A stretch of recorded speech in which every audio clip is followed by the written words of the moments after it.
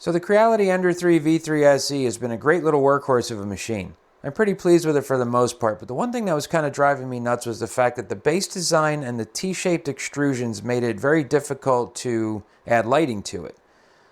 I've got side lighting on both of my Elegoo Neptunes, and my Artillery Sidewinder X3 Plus has both an overhead light and a tool headlight, which left my poor little Creality stuck in the dark surrounded by its better lit brethren. I bought this spool of LED light strip to make the side lighting for my Neptunes, and I didn't want to spend 20 bucks on the factory solution that Creality offered, especially when I've got enough of this LED strip to light up a good half dozen printers. So I figured I'd make my own and bring all of you along for the ride. I took a couple measurements of the hole patterns and ran through a couple of prototype iterations, like so. You can see this one right here. This is just a little flag that I printed. And eventually, I came up with this.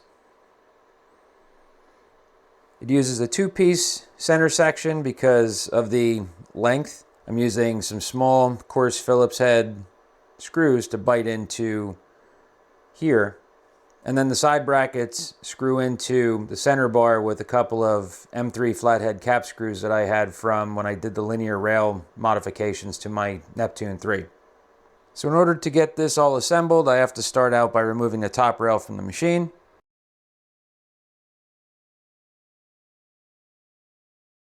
So a quick word of caution to anyone who might want to try to do this mod themselves. Underneath this rail, there's a couple of bearings, and underneath the bearings, on the bearing face, there's a couple of washers. So you want to make sure that those washers don't get lost. They go between the bearing surface and the gear for the timing belts. So keep that in mind when you pull this thing off. Also, if you look right here, there's a little bit of a cutaway in between these ribs. And it leads to this little window right here. And this allows you to run wiring up into here and then down into the T-slot extrusion. There's also a little bit of a, it's hard to see, but there's a little bit of a space right here where you could drill a hole. If you drill a hole right in between there, it'll line up perfectly with the center portion of the extrusion, and you'll be able to run your wires and not even see anything. I'm not going to do that just because I don't like drilling holes where holes don't go. And because the way that this bracket is designed, you can run your wires here, and then you have the option of running it down the center if you drill that hole, or you could run it along the side of the machine down and around the extrusion into the little opening on that top rail. So I'll show you that as we start getting into the wiring portion of this. The way that it gets assembled, this is one of the prototypes that I made, but the way that this gets assembled is you just join the two center sections together with screws, and then you take your piece of strip LED, solder your wire leads onto it, and then after that it just kind of tucks up in like this, and that's really all you see. You're just going to see this portion of the strip LED, and then the light will emit from there. So the next thing I have to do is solder my leads on. But before I do that, I'd just like to give a quick shout out to the sponsor of this video, PCBWay, who offer a multitude of PCB-related products and services such as PCB prototyping, PCB assembly, SMD stencils, as well as CNC machining and 3D printing services. Check out their website at www.pcbway.com. Now, when you're preparing for something like this, what you want to do is you want to cut your tape to the specific length. Now, if you look at the tape, there's actually a little cut line where these copper pads are at. So you want to take an X-Acto knife or a scissor or a razor blade and carefully cut along that line, and that'll give you the segments that you need. If you cut anywhere inside of this area here, it will destroy that section of LED. So be careful with that. This LED strip actually is spliced together, so after every foot or so, there's a solder joint. So I just cut mine at the solder joint and snipped it at the length that I needed, and that gives me a little bit of an advantage because I've already got these little solder pads where I need to put my wires. As far as the wire is concerned, you want to get yourself some good quality. In this case, this is 22 gauge wire, and this should serve the purpose. So I stripped away the ends of the wire that I'm going to need, and I'm holding it in a helping hand right now so I can take my soldering iron and I can tin the ends of the wire. I've got this old spool of Radio Shack 6040 rosin core. It's like my old faithful. I'm just going to make sure that there's no wire sticking out. I'll just touch, give it a little dabble do ya. Just get a little bit of solder onto the ends of the wires. And now when you go to solder, like I said, I've got solder on the pad, I've got solder on the end of the wire. Now all I want to do is just lightly melt the solder that's on the pads, add the wire to it, and then that should be it. If you don't have one of these yet and you do soldering, get yourself one of these little pods that have this brass wool inside of it. It makes a real nice tip cleaner. I prefer it over the sponge. And that should be it. I'm not the best at soldering, but it will definitely suffice. It should hold securely. So now as far as the other end is concerned, I've got the ends twisted and tinned already. But what I want to do is I want to slide some heat shrink tubing onto here so I can heat shrink this side so that it protects it a little bit more from strain. This solder joint holding this all together doesn't really do much for strain relief. So I want to get some heat shrink tubing on that side. But also what I want to do is I want to take my Epson PX900 and I want to print out some heat shrink tubes to label the wire ends. So I've got one here for 24 volt positive. I'll print that real fast. You can see right there it's got 24 volt positive labeled on it. And then I'll just put in COM for the negative side, print that. There we go. So I'll cover about half of the light and half of the wire. That shouldn't make too much of a difference. There's plenty of room here, so if I use half and half, that should get me pretty good strain relief. So now before I put the ferrules on, I'm just going to slide these heat shrink tube labels on. Now these are heat shrink labels. I could actually heat these up and shrink them directly to the sleeve of the wire, which is really nice. But for now, I'm just going to get it on there. Put on the ferrule.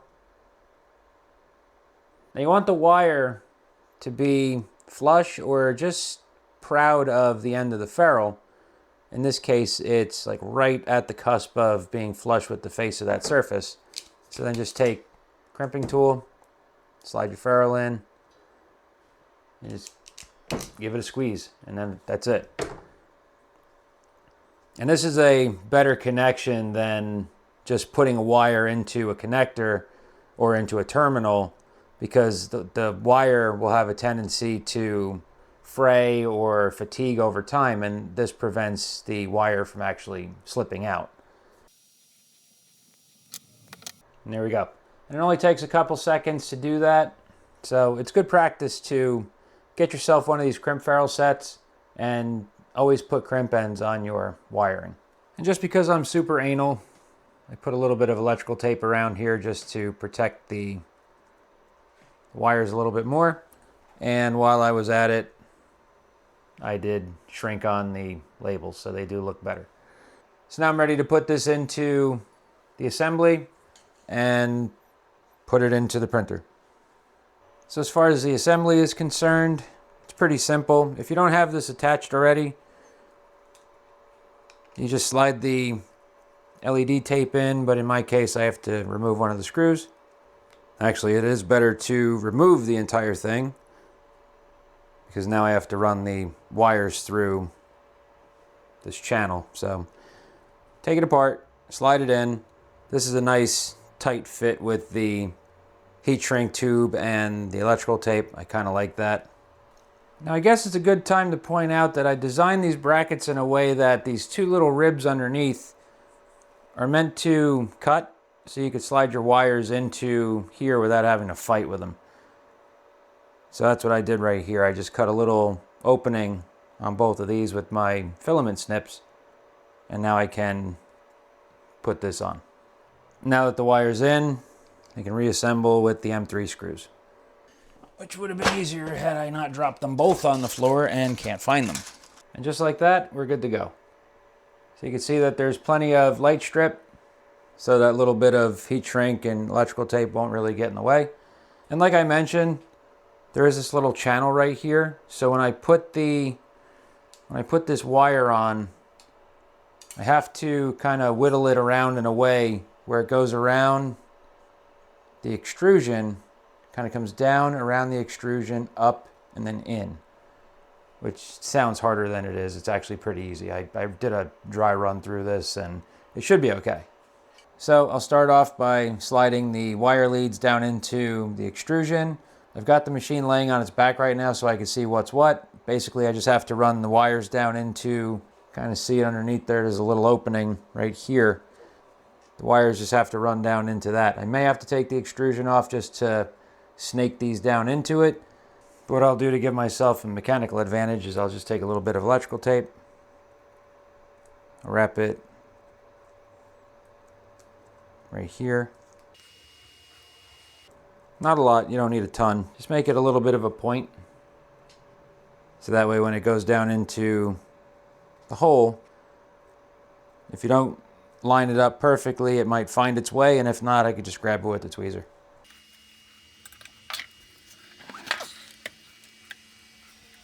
So with the machine standing back up, I can take this and I can put this back on. Now here's where that little twist comes into play. Because the opening is here, but the wire is going to come around from this side. It's going to come down, around, and up. So it does take a little bit of fishing to get it just right, but once you get it in there, everything just kind of drops back into place, and now I can put the screws back on, and then I can wire it up inside the electrical enclosure.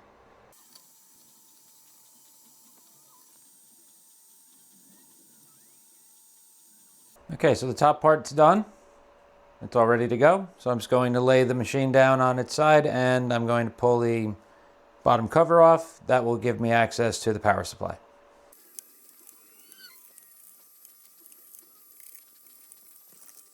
So a couple things to keep in mind is when you get this bottom cover off, one, there's this fan that is attached to the board. So if you don't want to break off the glue, you can just kind of lay it over the top here and just lean it up against it.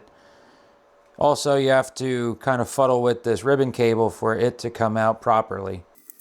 And while I've got it open, because I'm not using this ribbon cable here, I could just kind of tuck this up into here and not have to worry about it. Now the terminals I need to get access to are right here on this power supply labeled +V and -V. So you could just lift this little cover off. I don't have the machine plugged in. I removed the power from here. So I can just get into here and I can gain access to this pin and gain access to this pin or any of the terminals that are between here and here. So I've got 3 positive, 3 negative. From the looks of it, this one right here and this one right here should be mating pair. So I've got my wire with my ferrules already in place. I kind of misjudged how long I was going to need, but I can just tuck this up and secure it with some zip ties.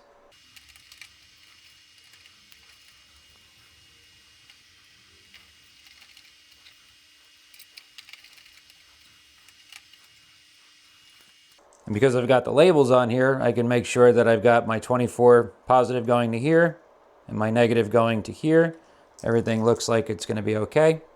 I just snap that cover back into place. And again, I'll just tie up the rest of this and we're ready to put the bottom back on and test it out.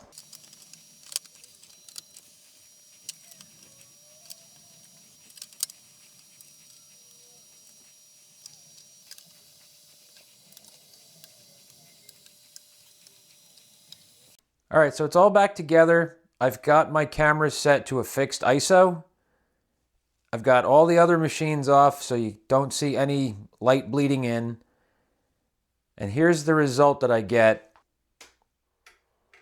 So you can see it does shed a good amount of light onto the bed. It's still got a little bit of a shadow underneath, but ultimately this is what I was hoping for. I've also considered doing a mod where I run an LED light along this bottom of the X-axis rail because of the way that the belts are designed to ride on this machine. They actually ride front to back and not top to bottom. So if I wanted additional lighting, the option would be to put the light underneath here. Use the same tape, just run the 24 volt wire around and then into the ribbon, down into the ribbon and into the cabinet. But ultimately I am very happy with the results. It's basically what I was looking for. All I wanted to do was illuminate the surface a little bit. It basically looked like a mouth missing a tooth when I had all the machines on side by side, and this was the only one that didn't have any kind of lighting. So I'm going to call this a winner. So my takeaways are that adding LED lighting to a 3D printer, or any machine for that matter, is definitely a worthwhile upgrade for general aesthetic as well as quality of life because it makes it easier to see what you and the machine are doing while working on something. While there are lighting solutions available commercially, let's not forget we are dealing with 3D printers that make products out of plastic, and LED strip tape is relatively inexpensive compared to off-shelf solutions. So you may as well take the time to hone your design and modeling skills and just build your own. Keep in mind that there are going to be pros and cons for every lighting solution you add, and no single solution will be the perfect solution for every situation. You'll always find that different angles and locations work better for some solutions than others, but also some solutions are harder to implement even though they might offer a slightly more advantageous position as far as viewing angle is concerned. Also, try and stick with lighting solutions that are native to your power supply output voltage. In my case, the lighting I used is 24 volt capable because the power supply output is 24 volts. As an example, if I had purchased 5 volt lighting, I would have to use a buck converter to limit the power going to the lights. And in this case, I didn't have to do that. So that'll about wrap it up for this video. If you liked it, hit the thumbs up. If you enjoy this type of content and haven't done so yet, please subscribe to the channel. And if you know somebody who would be interested in this type of stuff, share it with a friend because sharing is caring. Check out my affiliate links in the description down below at no additional cost to you. It just puts a little bit of catnip into my kitty and it helps with my future channel endeavors. If you're on that cesspool that is Facebook, join the group, Elegoo Neptune Series 3D Printers, Mods, Tweaks, and Improvements, where we offer 24-hour live chats and community support, do the occasional giveaway, and blatantly abuse the everyone tag. But hey, at least we're not a spam fest of 3D artists like those other guys. If you've got 10 seconds to kill, check out my website at www.theferruleengineer.com. It's a whole bunch more of the same stuff, but it justifies the $12 a year I spend on the URL. And once again, thank you to all of my catnip contributors, both past, present, and future. Thank you for watching, and we'll see you again soon.